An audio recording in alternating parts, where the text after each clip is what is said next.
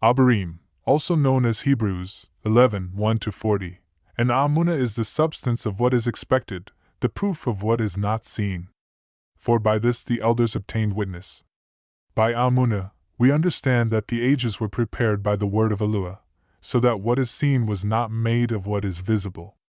By Amunah, Habal offered to Eluah a greater slaughter offering than Cain, through which he obtained witness that he was righteous, Eluah witnessing of his gifts. And through it, having died, he still speaks. By Amunah, Hanuk was translated so as not to see death, and was not found because Eluah had translated him. For before his translation he obtained witness that he pleased Eluah. But without Amunah it is impossible to please him, for he who comes to Eluah has to believe that he is, and that he is a rewarder of those who earnestly seek him. By Amunah, Noah, having been warned of what was yet unseen, having feared, prepared an ark to save his house, through which he condemned the world and became heir of the righteousness which is according to Amunah.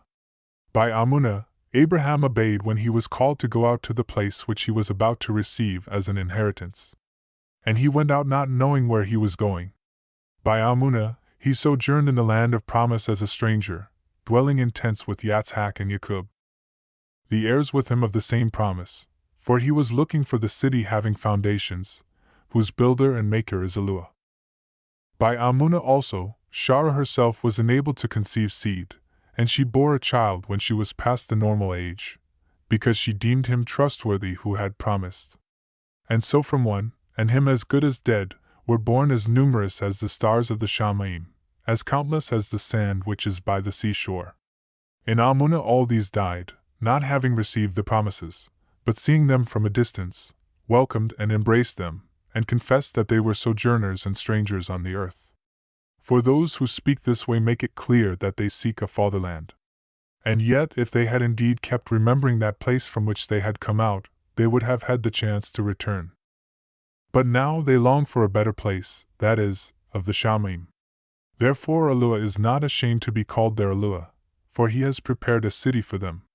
By Amunah, Abraham, when he was tried, offered up Yitzhak, and he who had received the promises offered up his only brought forth son, of whom it was said, In Yitzhak your seed shall be called, reckoning that Eluah was able to raise, even from the dead, from which he received him back, as a type. By Amunah, Yitzhak blessed Jacob and Asher, concerning that which was to come. By Amunah, Jacob, when he was dying, blessed each of the sons of Usap, and did reverence on the top of his staff. By Amunah, Usap, when he was dying, made mention of the outgoing of the children of Yasharal, and gave orders concerning his bones. By Amunah, Masha, having been born, was hidden 3 months by his parents, because they saw he was a comely child, and were not afraid of the sovereign's command. By Amunah, Masha, having become great, refused to be called the son of the daughter of Pharaoh, choosing rather to be afflicted with the people of Eluah than to enjoy the pleasures of transgression for a time, deeming the reproach of Hamashiach greater riches than the treasures in Matzarim, for he was looking to the reward. By Amunah, he left Matzarim, not fearing the wrath of the sovereign, for he was steadfast, as seeing him who is invisible. By Amunah, he performed the Pasah and the sprinkling of blood, lest he who destroyed the firstborn should touch them. By Amunah, they passed through the Reed Sea as by dry land, and when the Matzarim tried it, they were drowned. By Amunah, the walls of Yariahu fell, having been surrounded for 7 days.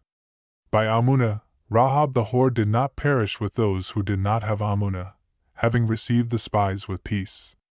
And what more shall I say?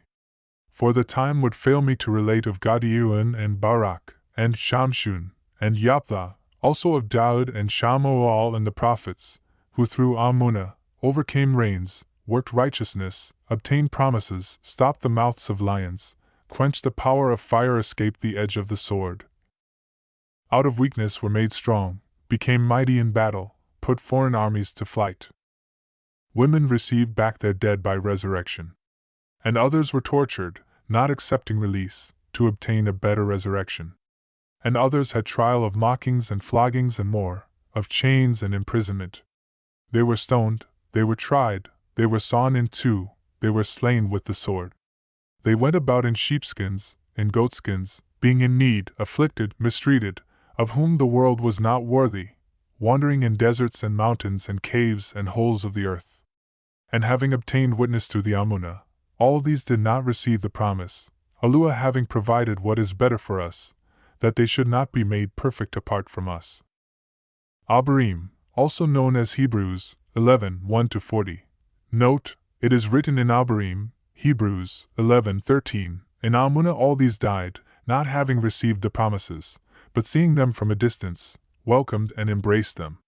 So we see that the righteous, who have passed, have not seen the promise yet, but they will, in the kingdom, in the renewed earth. Also, we see, in Abarim, Hebrews, 11, Amunah, meaning faith, is not to just believe and that's it. Amunah is connected to works. As it is written, for as the body without the spirit is dead, so also the Amunah is dead without the works. Yaqub, also known as James 2, 26. Amunah and works go together. The evidence of Amunah, faith, is shown through the works.